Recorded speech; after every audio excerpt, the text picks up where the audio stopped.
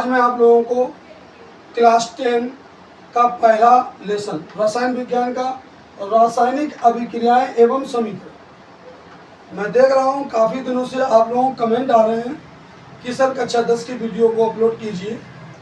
कुछ समय न मिलने के कारण, कुछ ऐसी समस्याएं होने के कारण मैं अभी तक आपको कोई भी वीडियो नहीं दे पाया हूं। आज से मैं कोशिश करूंगा कि मेरा वीडियो आपको डेली मिले, क्योंकि मैं कोई लंबे वीडियो नहीं बना रहा हूँ कि ताकि आप लोगों को देखने में कोई परेशानी ना हो। इसलिए आप लोग आज से अपने क्लास को क्रम से पढ़ सकते हैं। प्रतिदिन आप हमारे वीडियो को देखें, जिसमें आपको शुरू से लेकर लास्ट तक प्रत्येक लेसन के बारे में टॉपिक बाय टॉपिक पढ़ाया जाएगा। और बेहतर तैयारी करें। तो फिर मैं स्टार्ट करता हूं आज क्लास 10 का पहला लेसन रासायनिक अभिक्रियाएं एवं समीकरण। ठीक है, रासायनिक अभिक्रियाएं एवं समीकरण। तो ये होता क्या है? सबसे पहले जो चैप्टर का नाम लिखा हुआ है रासायनिक अभिक्रियाएं एवं समीकरण, सबसे पहले उसी को लिखते हैं। पहली हेडिंग डालेंगे सबसे पहले रासायनिक अभिक्रियाएं। रासायनिक अभिक्रियाएं, ये पहली हेडिंग होगी। तो इसकी डेफिनेशन कैसे दे सकते हैं? वे क्रियाएं, ध्यान देना भाई, इनकी डेफिनेशन कैसे देंगे? वे क्रियाएं जिनमें पदार्थों के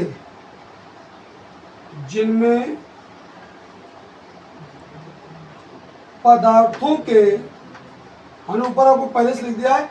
आपको 3 शब्द याद रखना है: संगठन, गुण तथा संरचना। ठीक है, क्या?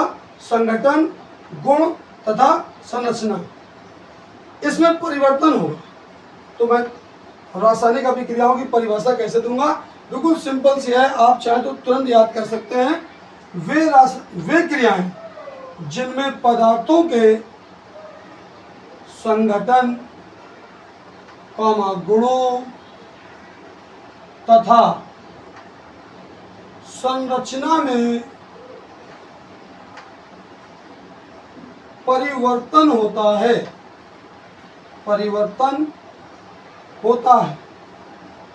ठीक है, परिवर्तन होता है, रासायनिक अभिक्रियाएं कहलाती हैं। आगे लिख सकते हैं, रासायनिक अभिक्रियाएं कहलाती हैं।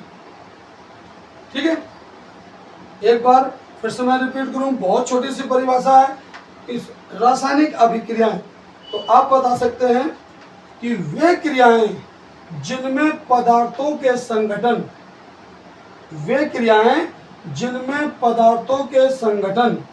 गुणों तथा संरचना में परिवर्तन होता है, रासायनिक अभिक्रियाएं कहलाती। ठीक है, आई होप आपके ये अभिक्रिया, ये इसका जो डेफिनेशन दी हुई है, ये आपको बेहतर समझ में आई होगी।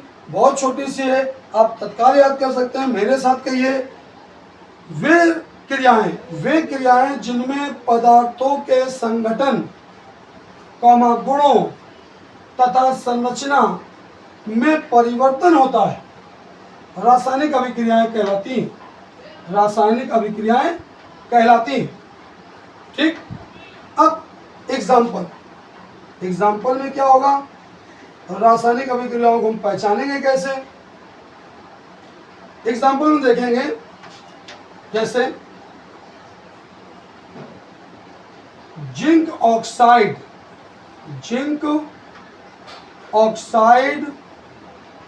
में सल्फ्यूरिक अम्ल से क्रिया। ठीक है, इसका एग्जांपल क्या है? जिंक ऑक्साइड में सल्फ्यूरिक अम्ल से क्रिया। तो होता क्या है? हमने क्या बताया?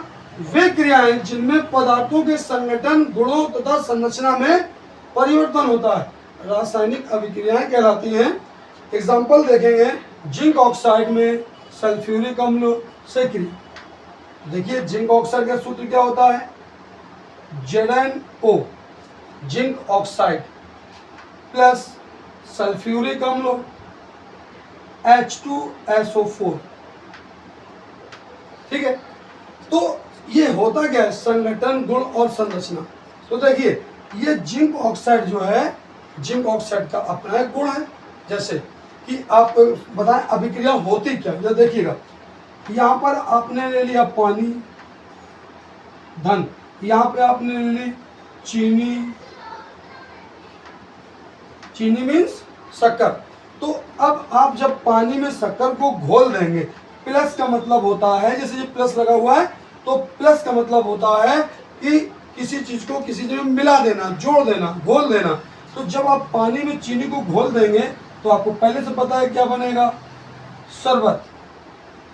ठीक है, शरबत बना। तो जो दो आपस में क्रिया करते हैं ये अभिकारक है, इसके बारे में आगे बताऊंगा। और जो बनता है वो उत्पाद होता है। तो देखिए गुण और संरचना क्या हो, पानी, पानी की गुण अलग है, इनका स्वाद अलग होता है, इनका रंग रंगहीन होता है। और यह चीनी है, चीनी का स्वाद अलग है, इनका जो गुण है वो भी इनके गुण अलग है, इनसे अलग है। इनका रंग मतलब ये भी लगभग रंगहीन मानी जाती है, क्रिस्टली होती है। तो लेकिन जब इन दोनों को आपस में मिला दिया गया तो इन दोनों के मिलने से एक नया पदार्थ बना, शरबत। तो जो बनने वाले पदार्थ में जो शरबत है वो ना पानी जैसा है और ना ही चीनी जैसा है। तो दोनों के गुणों में कुछ ना कुछ परिवर्तन हो गया, तो एक नया गुण प्राप्त हो गया। ठीक है, तो इसे कहते हैं रासायनिक अभिक्रियाएं। इसी प्रकार से आप देख सकते हैं जब हम इसकी क्रिया कराएंगे तो होता क्या है, अभिक्रिया कराते समय आपको देखना है कि कौन धन आयन है, कौन ऋण आयन है। आप यदि मेरे वीडियो को लगातार देख रहे हैं तो बहुत से लोगों के अंदर ये भी परेशानी होती है कि सर H2SO4 या मान लो सूत्र है K2SO4 या CaCO3 या MgNO3 का होल ट्वाइस, ये सर सूत्र बनते कैसे। तो मेरा मानना है कि सूत्रों को याद न करके आप सूत्रों को बनाना सीखें। आप इसी तरीके से हमारे वीडियो को डेली देखें तो आपको मैं आगे आने वाले वीडियो में सूत्रों को बनाना सिखाऊंगा, ये सूत्र बनते कैसे। ठीक है, तब उसमें आपको संयोजकताएं वगैरह सब बताई जाएंगी। तो अभी फिलहाल मैं आपको इस समीकरण के बारे में बता रहा हूँ। तो यहाँ पर देखिए जिंक एक धातु है, जिंक धातु, और यहाँ पर H जो एक जिंक जो धातु है, धातु धनायन बनाता है, और यहाँ पर जो हाइड्रोजन है ये भी धनायन बनाता है। तो धन वाला धन वाले के पास नहीं जाता, इसमें प्रतिकर्षण होता है, एक दूसरे को दूर हटाते हैं। इसलिए धन वाला सदैव ऋण वाले के पास जाएगा। तो Zn किसके पास जाएगा, SO4 के पास। तो यहाँ बनेगा ZnSO4, इसका नाम होगा जिंक सल्फेट। अब आपके पास बचा गया, यहाँ पे ऑक्सीजन परमाणु है, ये ऋणायन बनाता है, ये हाइड्रोजन परमाणु धनायन। तो ये धन वाला इस ऋण वाले के पास आएगा। तो जब हाइड्रोजन ऑक्सीजन से क्रिया करेगा तो ये बन जाएगा H2O। तो देखिएगा गौर से, जिंक ऑक्साइड के अपने गुण अलग थे, इनकी संरचना बनाएंगे तो एक अलग संरचना बनेगी। सल्फ्यूरिक अम्ल के अपने गुण थे, इनकी संरचना अलग प्रकार से बनेगी। इसी प्रकार जिंक सल्फेट और जल, इन दोनों के भी गुण अलग हैं। ठीक है, तो ये होती है रासायनिक अभिक्रिया। एग्जाम्पल के तौर पे आप और देख सकते हैं, ये नंबर फर्स्ट था, नंबर सेकंड। यहाँ पर हमने ले लिया हाइड्रोजन, हाइड्रोजन गैस है, प्लस यहाँ पे ले लिया ऑक्सीजन, ये भी गैस है। ठीक, तो जब ये अलग थे तो ये हाइड्रोजन एक गैस थी, ऑक्सीजन भी एक गैस थी, इसके गुण अलग थे, इसके गुण अलग थे। लेकिन जब आपस में इन्होंने क्रिया की, कुछ नया प्रोडक्ट बना, तो यह बना जाके H2O यानी जल बना। तो जल के गुण अलग है, जल को पिया जा सकता है, ऑक्सीजन को हम पी नहीं सकते, हाइड्रोजन को हम पी नहीं सकते। ऐसे बहुत सारे गुण हैं जो इन सब के अलग अलग हैं। तो उसको संतुलन देख लेते हैं। यहाँ पर ऑक्सीजन के 2 परमाणु हैं, यहाँ पर 1 है, तो यहाँ पर आप 2 लगा दीजिए, तो 2 ऑक्सीजन हो गए। अब 2 दूनी 4 H हो गए, यहाँ पर 2 ही H है, तो अब 4 H है, यहाँ पे 2 है, तो दोनों तरफ के परमाणुओं को बराबर करना है, तो यहाँ पर आप 2 लगा दीजिए, तो 2 दूनी 4, तो 4 H इधर भी हो गए, 4 H इधर भी हो गए, और यहाँ पर 2 ऑक्सीजन है, तो ये 2 का गुणा 2 में होगा, तो 2 ऑक्सीजन इधर भी होगा। तो आई होप आपको रासायनिक अभिक्रियाओं की हेडिंग पूरी बेहतर रूप से समझ में आई होगी। अब आप वीडियो को पुश करके, वीडियो को रोक कर आप इसको नोट कर लें।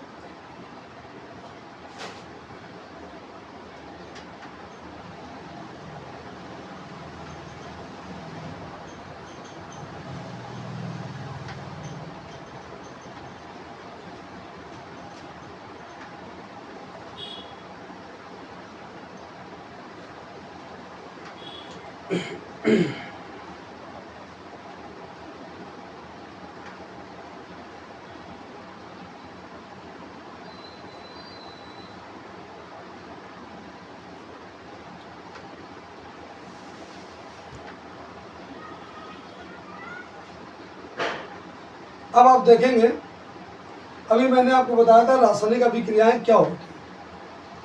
अब मैं आपको इसमें पहले कुछ आगे बताने से पहले कुछ सूत्रों की जानकारी दे दूं, जिसकी इस लेसन में आपको आवश्यकता होगी। जैसे कुछ सूत्र लिख देते हैं, ये नाम लिख देते हैं, आप उसको नोट कर लीजिए। जैसे यहाँ पर NaCl,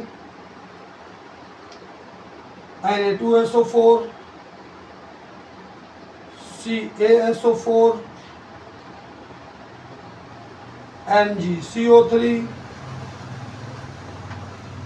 Al2SO4 का होल ट्राइज, और आगे लिख सकते हैं KCl, K2CO3, या लिख सकते हैं KClO3, फिर लिख सकते हैं ZnCO3। अब कुछ इधर लिख देते हैं। इसके बाद लिखते हैं यहाँ पर K2SO4। उसके बाद हम और सूत्र लिख सकते हैं, जैसे ZnCl2, फिर हम लिखेंगे AlCl3, फिर हम लिखेंगे यहाँ पर कुछ भी लिख सकते हैं, यहाँ पर लिख दिया Mg और Cl2। ठीक है, ये नॉर्मल से सूत्र हैं जो आपको इस लेसन को समझने में मदद करेंगे। आप पहले इन सूत्रों को ध्यान से समझें। इनके नाम को मैं बताऊंगा भी, इनके नाम क्या क्या हैं, इनके सारे नाम में आपको नोट कर दूंगा। जैसे यहाँ पर NH3, यहाँ पर लिख सकते हैं NH4Cl, यहाँ पर लिख सकते हैं NH4NO3, यहाँ पर लिख सकते हैं और बहुत से सूत्र हैं, जैसे कि CaNO3 का होल ट्वाइज, इस तरीके से भी लिख सकते हैं। और लिख सकते हैं आप यहाँ पर CH3COOH। इतने सूत्र देखिए। इन सूत्रों के नामों को आप देखिए, इनके नाम क्या देखिएगा गौर से, और इसको आप अपनी कॉपी पे नोट करिए, क्योंकि जब हमको फार्मूले नहीं पता होते हैं तो हम किसी भी अभिक्रिया को भी समझने में असमर्थ रहते हैं। तो सबसे पहले मुझे फार्मूले पता होना चाहिए, उन फार्मूलों के नाम पता होना चाहिए, और मैं कोशिश करूँगा कि इन फार्मूलों को बनाना भी सिखाऊं कि ये फार्मूले बनते कैसे और इनकी संयोजकताएं क्या होती हैं। ठीक है, इनमें कितने अयुग्मित इलेक्ट्रॉन होते हैं, कितने युग्मित इलेक्ट्रॉन होते हैं, ये आपस में बॉन्ड कैसे बनाते हैं, ये धीरे धीरे सारी बातें आपसे की जाएंगी। ठीक है, तो सबसे पहले देखिए इसका नाम क्या है। इसका नाम होगा सोडियम। Na को पढ़ते हैं सोडियम, Cl को क्लोराइड, तो इसका नाम हो जाएगा सोडियम क्लोराइड। इसका नाम हो जाएगा सोडियम सल्फेट, सोडियम सल्फेट, इसका नाम हो जाएगा Ca है, तो कैल्शियम, कैल्शियम और SO4 को सल्फेट पढ़ते हैं, सल्फेट, इसको MgCO3 है, Mg को मैग्नीशियम, तो लिख देंगे मैग्नीशियम, और CO3 को पढ़ते हैं कार्बोनेट, कार्बोनेट। अब Al है जो उसको पढ़ते हैं एल्यूमिनियम, मीनियम, और SO4 को पढ़ते हैं सल्फेट, पूरा नाम हो गया एल्यूमिनियम सल्फेट। अब यहाँ पे KCl है, लिखेंगे पोटेशियम सल्फेट, इसका नाम पोटेशियम कार्बोनेट, आप लिखते जाएं, इसका नाम होगा पोटेशियम कार्बोनेट, इसका नाम होगा पोटेशियम क्लोरेट। जब के आएगा तो पोटेशियम ClO3 को क्लोरेट पढ़ते हैं, तो यहाँ लिखते हैं पोटेशियम क्लोरेट। यहाँ पर zinc carbonate, zinc carbonate. Okay, और आगे देखते हैं इनके नामों को, potassium sulphate, KCl potassium chloride, ठीक है। इसके बाद देखो K2SO, पोटेशियम SO4 को सल्फेट, सल्फेट। यहाँ पर जिंक Cl2 है तो zinc chloride, zinc chloride. AlCl3 है तो Al को क्या पढ़ते हैं एल्यूमिनियम, एल्यूमिनियम, एल्यूमिनियम, और Cl को क्लोराइड। यहाँ पर थोड़ी सी जगह कम है, यदि आपको साफ दिख नहीं रहा तो मैं बता रहा हूँ ना, यहाँ पर क्लोराइड लिखा जाएगा। Okay, chloride. यहाँ पर मैग्नीशियम क्लोराइड, मैग्नीशियम क्लोराइड, ये NH3 अमोनिया, अमोनिया। जो NH4Cl है तो NH4 को अमोनियम पढ़ते हैं, तो हो जाएगा अमोनियम, अमोनियम। Cl को पढ़ते हैं क्लोराइड, क्लोराइड, ठीक है। अब NH4 इसको भी अमोनियम, NO3 को नाइट्रेट, यहाँ पर लिखा जाएगा अमोनियम नाइट्रेट, ठीक। अब Ca जो होता है कैल्शियम और NO3 है तो नाइट्रेट, तो इसका नाम होगा कैल्शियम, कैल्शियम नाइट्रेट। अब यहाँ पर देखिए CH3COOH है, एसिटिक अम्ल, एसिटिक अम्ल। आयो, आपको ये सारे सूत्र बेहतर समझ में आए होंगे, इन सूत्रों को आप याद कर लीजिए। और फिर देखिए मैं एक बार फिर से बता दूं, NaCl sodium chloride, Na2SO4 sodium sulphate, CaSO4 calcium sulphate, MgCO3 magnesium carbonate, Al2SO4 का whole thrice aluminium sulphate, KCl potassium chloride, K2CO3 potassium carbonate, KClO3 potassium chlorate, ZnCO3 zinc carbonate, यहाँ पर K2SO4 potassium sulphate, ZnCl2 zinc chloride, AlCl3 aluminium chloride, MgCl2 magnesium chloride, NH3 ammonia, NH4Cl ammonium chloride, NH4NO3 ammonium nitrate, CaNO3 का whole twice, CaNO3 का whole twice calcium nitrate, CH3COOH acetic अम्ल। इन सूत्रों को आप तैयार करें और वीडियो को पुश करके इसको आप नोट कर लीजिए। कल मैं आपको एक नए वीडियो के साथ मिलूंगा इसके आगे। कि ये अभिक्रियाएं होती कैसे हैं, रासायनिक समीकरण क्या होते हैं और रासायनिक समीकरण कितने प्रकार के होते हैं, वो कौन कौन से होते हैं, उनकी डिफिनेशन कैसे दी जाएगी और उनको समीकरण कैसे दिए जाएंगे, इस पर चर्चा अगले वीडियो में होगी। तब तक के लिए धन्यवाद।